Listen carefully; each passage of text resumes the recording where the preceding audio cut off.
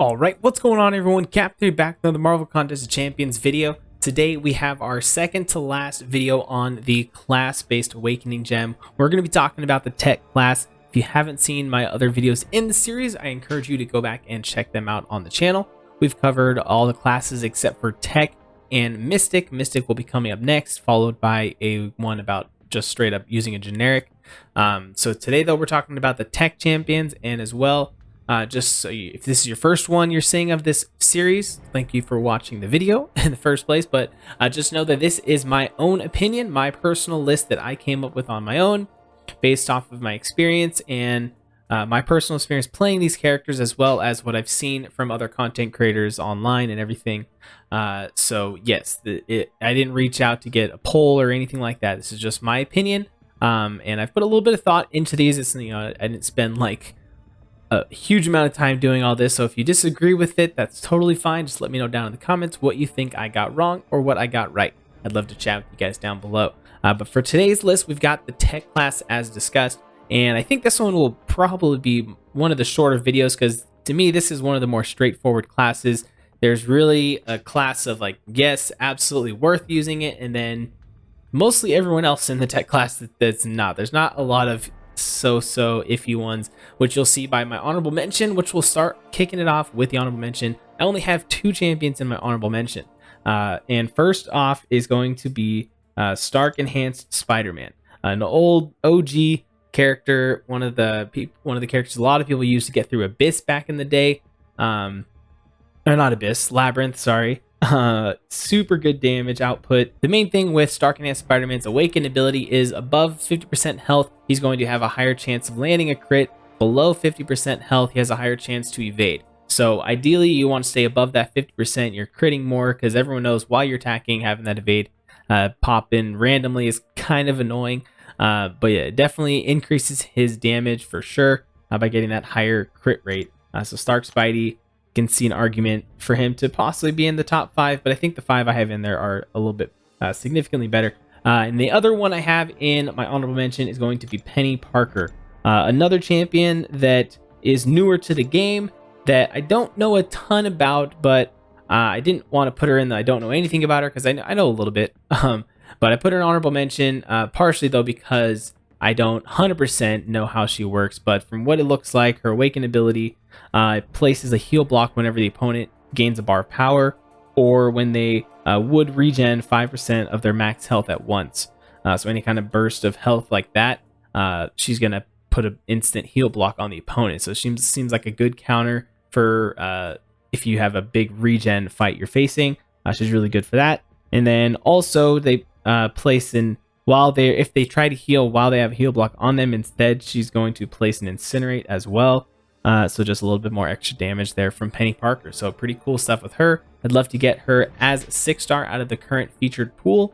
If I could, that would be great. And then I'll learn a little bit more about her. And maybe she could move up the rankings. But for me, these top 5, I think, are well deserving of being on the top 5. So let's go ahead and kick it off with number 5. We're going with another newer character, one that I do have as a 6-star though, and that is Nimrod. Kind of basically he feels like an upgraded version of Sentinel in my opinion. I don't know if it's just because he's a robot and he's big like him, or I don't know, but I get Sentinel vibes with him when you play with him. Kind of the clunky, feels slow to fight with, but he's got some good damage output and everything. And his Awaken ability makes it so his Eradicate protocol becomes unblockable on the special attacks, and it increases the potency and the duration of the effects that are placed from there. So the shocks that he places will last longer.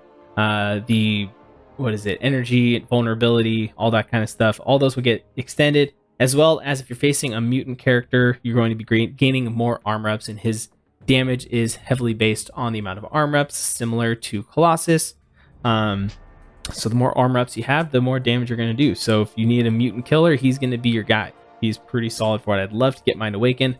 Plus, he is the top Tech Prestige character in the game, so that also warrants him being on this list for sure. He is number 7 overall, so he's a top 10 Prestige play. So if you're going to put the Awakening Gem in him, he's worth the 6 stones as well if you're mainly looking for that Prestige. As well as, the duration of those debuffs are going to be lasting longer. based on your sig level. So that is Nimrod coming in at number 5. Now, number 4 is a character that is one of my new and recent personal favorite characters in the entire game, not just the tech class. Like, he's probably one of my top 5 favorite, like, most fun characters to play with, and that is my boy Silver Centurion. I've made a whole video breaking down this guy. I think he is criminally underrated. When he first came out, and I'm guilty of it too, when he first came out, I didn't really think anything of him. I was like, oh, another Iron Man character in the game, great. And I just kind of looked past him. Then I pulled him as a 6-star, and I was like, oh, okay, I got him as a 6-star. Didn't really think anything of him still. Then in the last featured pool, I duped him, and I'm like, okay, maybe I should look into this guy. Started messing around with him, looking at his abilities. I'm like, oh, he doesn't crit. That's kind of cool. Didn't even know that was part of his kit. So he doesn't crit. He's like a Red Guardian, Guillotine, that kind of stuff. So that's pretty nice utility. He's got lots of debuffs he places that do a lot of fun things, similar to Archangel, where you convert one debuff combining with another debuff, you convert him into a more potent debuff. So stuff like that, I was like, oh, that's pretty interesting. Then I saw his Awaken ability. His Awaken ability, Centurion's personal shocks and plasma, the debuffs, become passives, and their duration is increased, and that's based on sig levels. So the higher sig, the more the longer those are going to last, and that those play a big part in his abilities. Plus, it's just more damage over time because they're lasting longer. But just the fact that they become passives and he can't crit, like those two things together, they I feel like they pair really well because it just counters so many different things. Anyone who shrugs off debuffs, now you don't have to worry about it. He's also metal, so you can throw on the white Magneto synergy, so now your stuns are also passive. You stun with a passive stun, then you're placing your debuffs that are also passive. I mean, you don't really have to worry about anything in that fight if they're shrugging it off, if they have like tenacity or if it's a kingpin, something like that. Silver Centurion just laughs at it and says, nice try. Also, the last part of it though, while he has his lock on ability, which I'm not going to go full in depth on, because like I said, I have a whole video. I'll probably link it above if you want to go check out the whole breakdown. It's one of my more not impressive, but one of my videos I'm more proud of, because I put a lot of time into it, and the editing and everything was really well done, and according to my standards, based on my normal kind of videos. So go check it out if you want to get the full breakdown on him. But also, while he has that lock-on ability, he gets an increase in block proficiency of, I think at max sig, I think it gets to around 3,000 if I'm not mistaken. So that's a lot of block proficiency. I think in the video I mentioned that it makes him, I think, the second highest block proficiency in the game, or something like that, or maybe even more than it. I can't exactly remember. But he has a really high block proficiency while he has the lock on, plus the passive debuffs. I mean, if I didn't have mine awakened and I had a tech awakening gem, I would definitely have considered using it on Silver Centurion, because also he is the second highest tech prestige, also in the top 10 at rank 4. He's number 11 at rank 3 because of the whole sunspot thing. So still good prestige, and yeah, he's totally worth an awakening gem in my opinion. Very underrated character that I think is starting to get a little bit more love though as time goes on. Partially, I think, because of my video.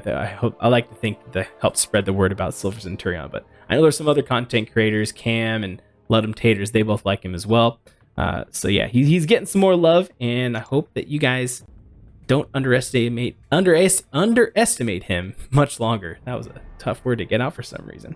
Okay, now moving on to the top 3, which I think for the tech class, it's kind of hard to argue anything other than these as being the top 3. Number 3, we're going to go with Guardian. Guardian, another amazing character that also does not crit, similar to Silver Centurion. But what his Awaken ability, you're going to be gaining a huge increase in block proficiency, energy resistance, bleed resistance, and critical damage resistance. So he just becomes extremely tanky, and the higher the sig as well, he's going to be even more tanky. You can see the numbers, what they jump up to there. So it's pretty straightforward. You just get, a lot of block proficiency, all the things right there. So definitely a character, though, that is worth the class-based tech awakening gem. And the number 2 character will come as no surprise. We have Warlock. Warlock, one of the great things about him is he is a fantastic character, unawakened. I had mine at rank 3 for the longest time, unawakened, and did just fine, cleared many things in the game. But once he gets that awakened ability, he degenerates the opponent, dealing a certain amount of direct damage over 2 seconds whenever they would get their power drained or burned, which he does throughout the fight. If you're just playing with him, just kind of naturally happens. If you use your special 1, you're draining power. So it just adds a little bit more extra damage there, and I think it is worth it for a character that you're going to be taking to rank 3 most likely once you get him. Once you have the resources, he's definitely one of those characters you got to prioritize and get him ranked up. So getting any more extra damage out of him is going to be definitely needed. Not needed, but definitely nice to add on. So that's Warlock coming in number 2. And then number 1, you guys guessed it, it is Ghost. No shock here. The best tech character in the game. We don't care about prestige here at all. But once she is awakened, the start of the fight, she begins phased. So if you're running the Suicide Masteries, boom, those are gone right at the start of the fight. She turns them into Furies, passive Furies at that. And then whenever the opponent misses, while you are phased, you generate power, and you generate more power based on the SIG level. So she does benefit from the higher SIG level. Max SIG is ideal. I stopped mine at 180 just so in case I pull her again, I don't get the random SIG 200 and gain nothing from it. Kind of a dumb thing. There needs to be max SIG crystals for 6 stars already. Kabam. I don't know what we're waiting for on that. But yes, Ghost, phenomenal character, and definitely benefits the most in the tech class from that awaken ability. Just being able to gain that power allows you to get to your specials a lot quicker. Mainly that special 2. That's your big money maker on the damage there.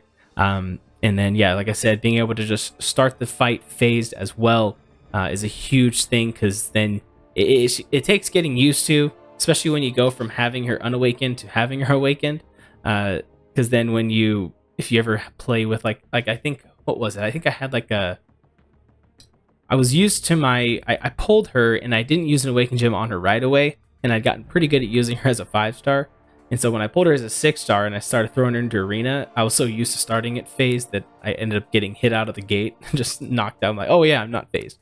So once you get that hang of it though, with her being phased at the beginning, you just tank the hits right at the start, get some power right off the bat, and you're just getting right into it, and you're going to be just ending fights really fast with Ghost. She is awesome. But yeah, that's going to do it. Like I said, hopefully this was going to be a quick one. Looks like it was pretty quick.